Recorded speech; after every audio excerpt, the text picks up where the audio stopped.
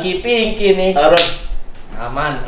Nih yang kemarin lagi ada di TV, nggak ada Aduh. ngajak saya dia sekarang kalau di TV. Saya bingung mau ngajak gimana kita bertiga.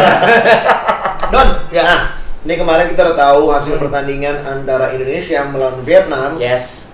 Cukup bagus ya, bisa tahan tuan rumah draw. Karena kita juga tadi akan curigakan akan banyak sekali kerugian yang akan dialami oleh timnas ya. Sebetulnya banyak. Iya banyak, tapi artinya Masih bisa kita dengan antisipasi. hasil poin satu poin. aja udah cukup baik lah. Karena kita lihat kan bagaimana tim nasional sepak bola, Iya. mereka justru malah anti klimaks. Oh, Ya parah. kan? Di Piala AFF mereka tampil luar biasa, tapi ketika melawan tim nasional Vietnam dan juga di partai Timor Leste. pembuka, nah ini kita bicara sama Vietnam lah, karena tuan Oke. rumah kan berbarengan juga Indonesia di futsal. Iya. Awal juga lawan Lawan Vietnam Vietnam juga. kebetulan ya kan? Betul. Itu dibantai dengan skor 3-0. Iya. Ya kan telak banget, tapi ini Udah oke lah. Mainnya jelek lagi. Itu dia. Tapi kalau kita lihat dari pertandingan kemarin gimana Don? Menurut Don?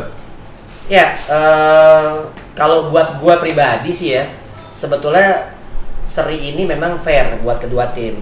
Walaupun kalau ini pertandingan dilangsungkan di tempat netral, gua rasa hasilnya akan berbeda karena ya bukan gua selalu protes-protes soal wasit, tapi bang kebangetan sih bang menurut gua. Iya. Tapi dari hasil pertandingan ada nggak sih menurut lu catatan-catatan dari tim nasional Indonesia Oh, pasti. yang harus diperbaiki? Contohnya apa misalnya? Jujur ya, sebetulnya bukannya pengen flashback ke Reza Gunawan lagi, tapi kayak komposisinya nih agak sedikit Dozo berubah. belum bisa move on nih dari soal Reza Gunawan. Ini Regun. soalnya terlihat di lapangan, terutama pada saat komposisi pemain. Lo perhatiin deh, berubahnya banyak banget kan. Iya. Artinya Tapi settingan pertama, tim pertama sih sama kalau nggak salah. tapi pada saat bertanding banyak dirubah. Nah, itu dia kan kalau waktu di AFF kan mereka tetap dipertahankan nih. Paling paketan 2 sama 3 yang banyak dirubah. Betul. Jadi gue melihatnya sih sebetulnya kayaknya yang gue khawatirkan adalah Hasim Zadeh belum menemukan komposisi yang ideal satu minggu menjelang pertandingan, yaitu Iya. pada saat ada keputusan terkait dengan Reza Gunawan digantikan oleh Guntur gitu. Karena gimana juga 2 minggu sebelum Lebaran pada saat udah dipilih Reza Gunawan, gue pikir udah pasti udah ada sebuah strategi pada saat Reza di situ. Nah, pada saat Guntur kan kita nggak bisa menggantikan A sama B gitu aja karena kan cara main beda. Guntur jauh lebih 50-50 dalam hal defense dan offense. Reza lebih offense 60-40 menurut gue ya. Gitu.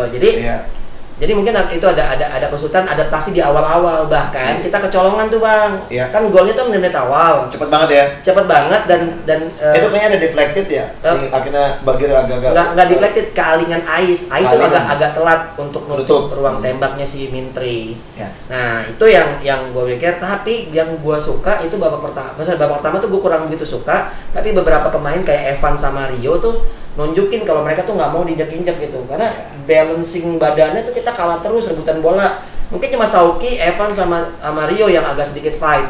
Babak kedua, nah itu Firman udah mulai keluar, Ais juga. Tapi kalau gue bilang overall dari babak pertama dan kedua yang benar-benar bisa stabil terus mainnya tuh Sauki. Dia pegang bolanya kuat, dia bisa ngelewatin membuka ruang pertahanan dari lawan. Kalau gue lihatnya begitu ya, lebih dominan Sauki lah dibandingkan dari Evan. Karena apa? Kemarin kalau saya lihat Evan agak sedikit terlalu temperamen ya. Ini mungkin yang jadi sedikit permasalahan buat Evan. Dia pemain bagus ya. Saya juga pernah berkali-kali ketika Evan di dalam pertandingan Liga Pro, saya suka WA juga sama Evan ya. Saya bilang Evan jaga emosinya karena dia pemain luar biasa. Tapi ketika memang lawan tahu kelemahan dari Evan ini adalah dari emosinya, itu banyak sekali kejadian Evan selalu sedikit membuat tindakan-tindakan yang nggak perlu lah gitu ya. Jadi mungkin ini mungkin karena dari kayak lu bilang mungkin nggak mau diinjak-injak sama tim Vietnam sama juga kayak Rio sama juga kayak Sauki. Dia mau menunjukkan bahwa lu jangan sembarangan nih injak-injak kita gitu loh. Tapi kadang-kadang kita harus berbicara yang namanya turnamen atau pertandingan internasional itu wasitnya selalu benar-benar ya tegas sekali Don, nggak boleh kayak begitu. Ya kalau gue pandangannya gitu. Kalau menurut gue ya pertandingan sudah mulai bagus di babak kedua, udah mulai bagus transisinya, udah mulai bagus skema permainan dan juga pertukaran pemainnya. Cuman mungkin tingkat emosional yang harus gue tambahin ya, diredam. Sebetulnya menurut gue ada satu tambahan lagi kenapa Evan tuh bersikap emosional. Karena memang tentu dia kan tampil gemilang di AFF. Iya.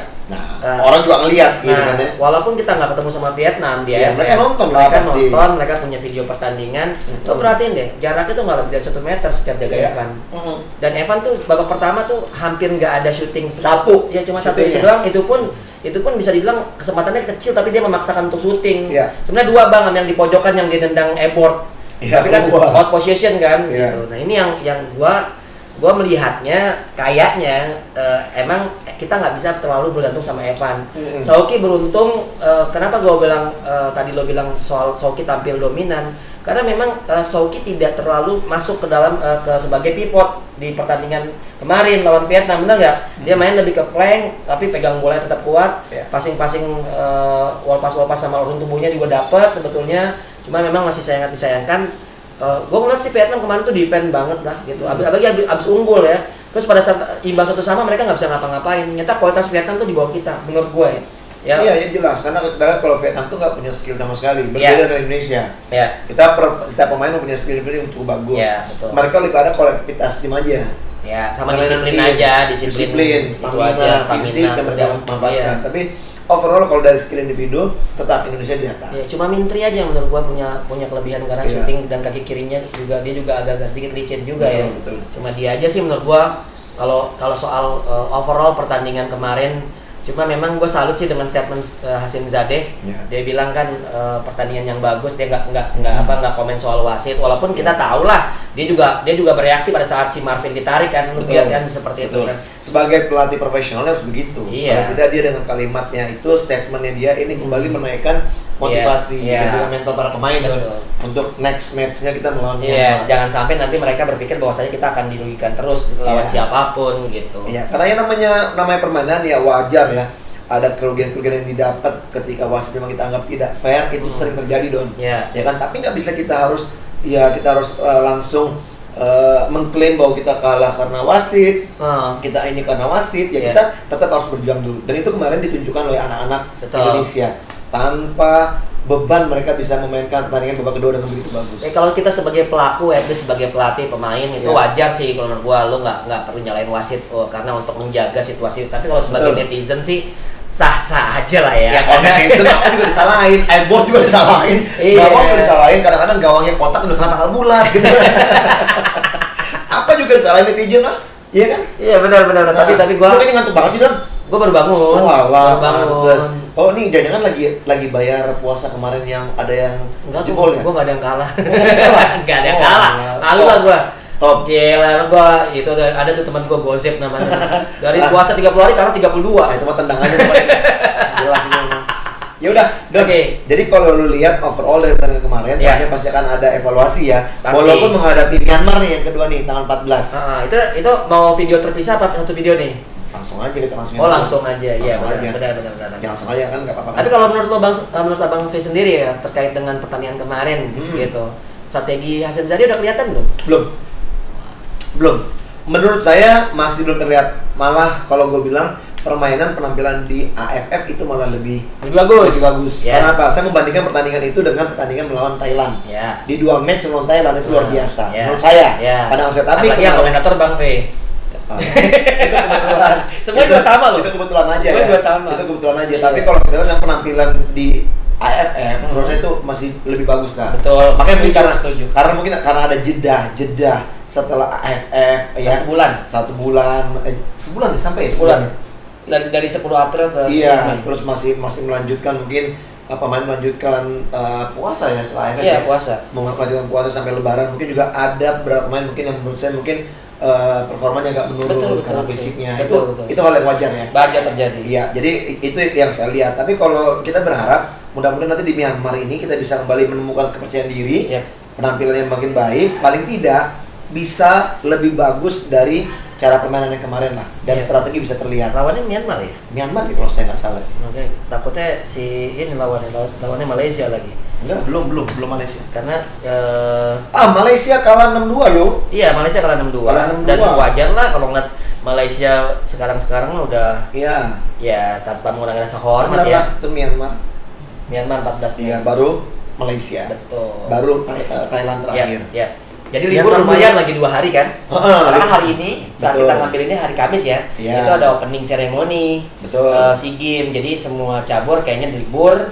Terus hari besok nih udah mulai ada pertandingan tapi grup yang satu lagi, Bang. Iya. Grupnya apa namanya? Grup B ya. Grup B. Grup B. Sorry. Ini mah nggak ada grup. Kita istirahat. Iya, ini kan round robin. Kita istirahat. Iya, round robin. Nah, terus Don, menurut lo dari tim Myanmar ada nggak sih pemain yang memang harus diwaspadai? Dan tentunya kita nggak boleh anggap remeh ya Don ya. Iya. Dia ngecak dulu nih. Siapa pemain dari Myanmar? Iya, gue kemarin soalnya udah ini. Dia gue kayak ditanya. Namanya sulit. Namanya repot namanya dia nih. Pokoknya kalau menurut saya sih ketika melihat pada saat Piala AFF pun emang Myanmar emang sangat merepotkan. Ya. Itu loh kalau nggak salah kaptennya yang rambutnya bulat gitu tuh. Iya kan? Iya. Itu kaptennya tuh. Kayak kapten Indonesia dulu. Nah, siapa ya? Nomornya 8 juga ya? Sama ya, nomor 8 juga. Dia juga ini apa? Jangan-jangan dia terinspirasi dengan kaptennya dulu. Betul. Indonesia. Dia juga bikin fun football juga. Namanya MM8 ya. Kalau dia kan PH8. Nah, terus ini pemain juga biasa juga dia sebagai flying goalkeeper nih. Kalau dia main power play, ya kan? Terus ada lagi Bang, sebenarnya yang pemain muda ya, Cantar tuh bahaya juga. Cantar ya. Ya, jadi kalau nggak salah namanya Cantar Tabu Bola. Aduh, bukan. Cantar Gebang. Itu Bantar Gebang itu. Nah, pokoknya berarti di timnas Myanmar tetap ada pemain yang harus diwaspadai. Ya. Justru di situlah yang jadi beban ketika mereka bermain lepas. Gue mau ngelebar konflik nih. Apa nih? Kemarin begitu gue dapet line up, itu ada yang menarik. Oh, yang Nizar nih. Bukan. Yang Nizar jadi line up pertama. Bukan, itu mah gak ada masalah. Gue siapapun kipernya gue percaya lah. Terus? Masalahnya pemain Vietnam itu terdaftar 16 orang. Serius lu? Ya, masa gue bohong. Bisa masuk? Lu lihat aja ada postingan di galeri futsal.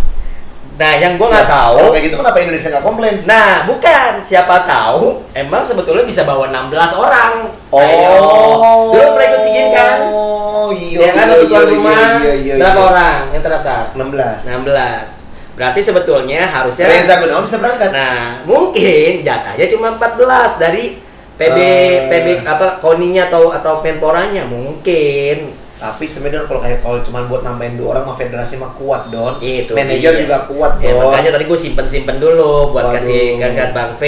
Ini gosip baru ini.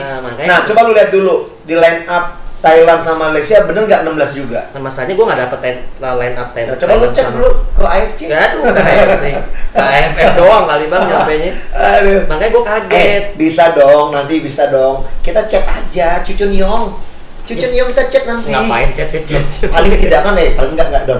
Kita sudah membuka satu apa istilahnya? Satu bukan ya konflik juga ya. Maksudnya lu sudah membuka satu berita. Betul. Itu harus dan berita itu harus diperkuat dan kebenarannya Don. Dan itu emang fakta. Nah, iya. Gini. Makanya kalau misalnya lu bilang itu kemarin itu 16 pemain. Yep. Pemain dari Vietnam, kita cuma 14. Nah, kita harus menguatkannya dengan data lagi dari tim lain dong. Nah, kita kenal Cucun Yong, gue juga kenal. Nanti gue boleh deh, ntar gue WA dia deh. Yeah. Jadi artinya apa? Ya sekarang Bang. Statement kita. Jangan dia lagi fokus lagi latihan di sana jangan-jangan. Ya, mau kemana gitu sih? Oke, gue tanya ya, Kayaknya Malaysia juga ya dapat perunggu udah bagus lah. Gue tanya. Cucun Yong.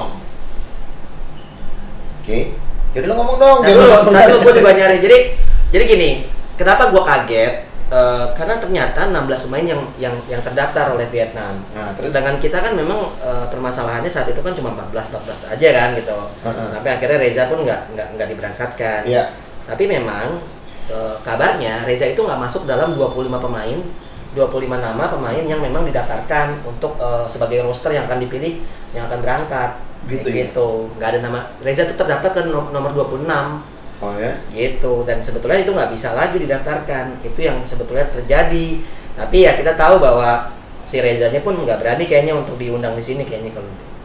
Ya, gimana pun namanya pemain muda ya, masih belum berani lah untuk mengeluarkan unek-uneknya Don. Saya pelatih muda Bang. Nah. Cuman kan lu kan di mana juga lu kan dimusin orang Don. Ya. Sama kita Don. Aduh, agak berat ya. Itu kan karena keceplosan kita aja, karena keterbukaan kita. Ya tapi kalau tapi lu mau pelatih bener nih? Enggak Bang, makasih. Almond soalnya. Gua shopping nggak mau. Ya, dari bibir ya. Ada yang ketawa belum? Tapi memang ya kalau gue sih di luar itu semua, gue ngelempar ini semua karena itu yang terjadi yang gue lihat. Nanti kita lihat aja pada saat lawan Myanmar 16 orang apa enggak gitu yang terdaftar. Soal siapapun komentator kayaknya emang antara kita berdua gitu. Wih, yakin banget loh. Siapa lagi? Asik. Siapa lagi yang centang biru? Ya, waduh. Di Bang Hendra Nasir. Ya, ada Bang Hendra juga, gue nggak tahu lah. Karena kan ini informasi aja buat teman-teman. Kita tuh pasti kalau dipanggil pun mendadak. Ya, karena masih bentrok dengan jadwal bulu tangkis. Kemarin tuh lucu, Bang. Betul. Lagi babak pertama, abis itu langsung tuh, Bang. Emblem langsung dikasih ke Mbak Yuni Kartika. Iya. Terus untungnya ya mic tidak bolak-balik. Jadi masih aman karena kan yang ribut kan mic kan. Itu kayak gitu namanya lu back to back lah. Back to back terus. Iya, terus pas istirahat gue disuruh lihat lagi iNews untuk bulu tangkis lagi. Nah, untuk live Instagram. Iya, live Instagram. Tapi live-nya kan lanjut bulu tangkis lagi kan. Iya, lanjut bulu tangkis lagi karena ini terkait dengan sponsor. Itu rame, Bang, di Instagramnya iNews. Yang suka badminton kok tiba-tiba futsal nggak profesional, yang futsal aja, badminton nggak usah, udah rame. Gue ngeliatnya, waduh seru juga, tapi ya biarlah, yang namanya juga dua-duanya olahraga yang paling tidak dua-duanya Indonesia kok. Paling tidak dua-duanya bisa disiarkan walaupun berganti-gantian. Iya. Ya kan, sharing lah, nggak apa-apa lah. Betul. Soalnya gini, kalau untuk di MNC itu katanya kalau untuk timnas itu selalu di iNews. Yang bicara Indonesia ya. Kalau liga mungkin kemarin Abang kan di MNC kan. Di Kebon Jeruk ya waktu itu. Iya. Itu kurang lebih. Oke, kita kembali kepada Myanmar lah. Jadi kita nggak usah lagi bahas masalah line up bisa 15 orang lah ya. Untuk lawan Myanmar, menurut tuh kira-kira strategi apa yang pas ketika Indonesia di bawah arahan Hazim Sadeh memainkan permainannya ketika lawan Myanmar? Menurut lo, ofensif kah atau defense counter kah? Ya, kalau kita punya materi kayak gini mah pressing lah. Nah, hanya gue tanya, menurut pandangan lu bagaimana? Pressing. Udah sesuai nggak dengan misalnya kemampuan dari setiap pemain dengan menggunakan pressing itu? Nah, tinggal komposisi menurut gua. Ini kayaknya lawan Myanmar harus punya komposisi tiga paketan. Yang berbeda karakter? Pasti beda sih kalau ngeliat dari ininya. Samuel Eko bisa lah dimanfaatkan karena kan dia salah satu pemain yang emang baru kan untuk setelah dari AFF kemarin kan. Dan posisi murni dia emang saat ini pivot. Nah, kalau gua bilang sih komposisi pertama udah aman nih, misalnya nih Anca, Ais, Firman sama Evan. Oke, itu emang udah terbukti di AFF. Betul kan? Terus di paketan kedua Rio, Runtu Boy, Sauki sama Marvin. Itu udah oke. Nah, sisanya kan ada Guntur, ada Dewa Rizky, ada Samuel Eko, satu lagi siapa ya? Oh, Iqbal. Nah, tinggal bagaimana mencari cara main di posisinya si paketan Iqbal ini. Dewa Rizky diplot sebagai anchor misalnya, lalu Iqbal dan Ganyong, menurut gua dua-duanya 50-50 nih, Bang. Defense dan offense sama-sama bagus nih. Ya kan? Tinggal pivotnya Samuel Eko aja mendapatkan support dari mana, seperti itu. Itu menurut gua. Itu menurut lo? Ya. Kalau menurut saya, pada saat lawan Myanmar, saya gak setuju tuh. Paketan-paketannya harus bervariasi dari sistem permainannya, pressing kah atau lebih kepada bermain nunggu half court ya. Paling enggak ini hasil dari pasti udah mengetahui bagaimana kekuatan dari Myanmar di AFF kemarin. Ya kan? Kita juga ketemu di semifinal ya kalau nggak salah ya. Ya, ketemu di semifinal ya. Tapi itu menurut gua pada saat lawan Myanmar di AFF itu pertandingan paling bagus di Indonesia. Gitu ya? Menurut gue. Menurut lo ya? Artinya gini, sempurna gitu loh. Iya. Tapi emang kualitasnya emang di bawah kita sih, Myanmar. Ya makanya harapannya itu tidak menjadi anti klimaks. Betul. Gitu. Jangan menurun. Kalau bisa mungkin lebih ditingkatkan lagi gitu ya. Sebetulnya kalau buat gue sama. Ini pas gue lagi buka-buka Instagram, pas Soki lagi dia ngepost yang dia boom gitu kan. Lihat ya, dia dari flank tuh. Bagus banget dia dari flank. Dia cut inside dengan skill individunya dan dia melakukan tendangan keras dengan kaki kiri. Ini dia kita lihat nih, ya. Nih dia lewatin dua ya, tuh. Ya kelihatan juga kita ceritain. Ya kan itu kan ngestain lu nggak apa-apa walaupun nonton kemarin kan. Tuh dia dua pemain tuh. Iya, ketarik sama dia. Dan memang sebetulnya gini, ini kan berarti balik lagi ya. Kalau bicara bicara tadi kita as a team untuk membongkar Vietnam tuh agak sedikit susah karena rapat banget. Defense-nya bahkan 12 meter di bawah ya kalau gue bilang. Betul. Cuma yang bisa mengamankan ya individu. Untungnya Sauki bisa keluar dari penjagaan itu. Ada space kecil itu bang sebetulnya space-nya. Dan lawan Myanmar pun gue pikir pasti akan sama yang akan kita hadapi, adalah tembok pertahanan mereka nih. Iya, yang karena mereka cuma defend counter attack doang. Itu dia. Nah artinya dengan cara permainan seperti itu kita punya banyak pemain karakter yang punya skill individu bagus. Ya. Iqbal, untuk Boy, Sauki, Firman, ya.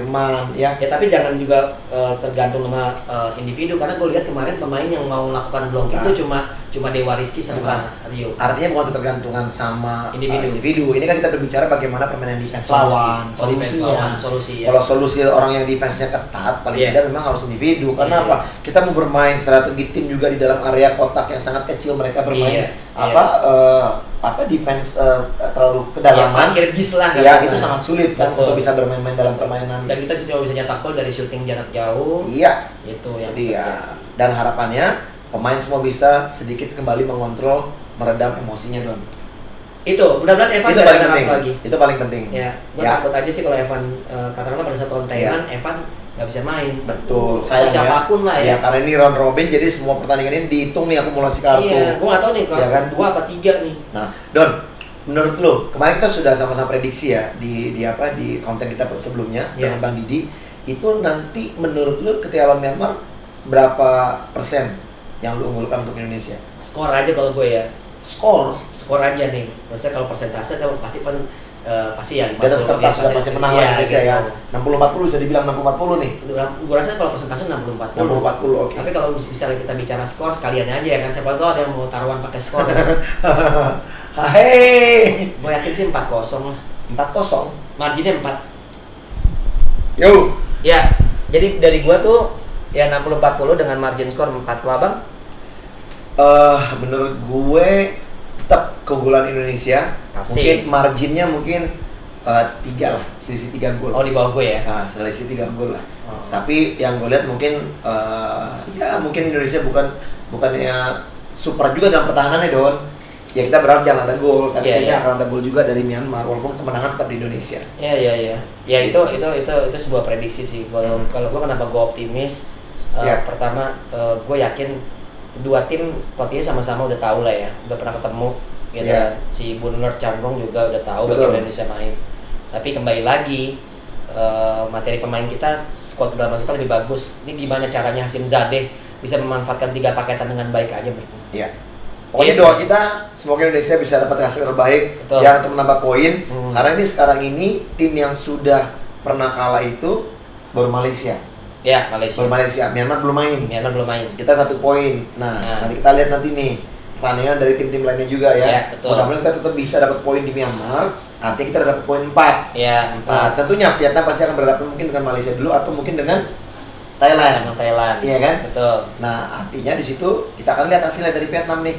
Ya. Gitu. Pokoknya yang penting Bang, kita babat habis aja. Udah babat habis aja. Soal nanti Vietnam bisa mengalahkan atau Thailand atau mungkin imbang, yaitu kembali lagi. Kita kalau misalnya sisa pertandingan ini kita menang, udah pasti minimal perak atau emas lah.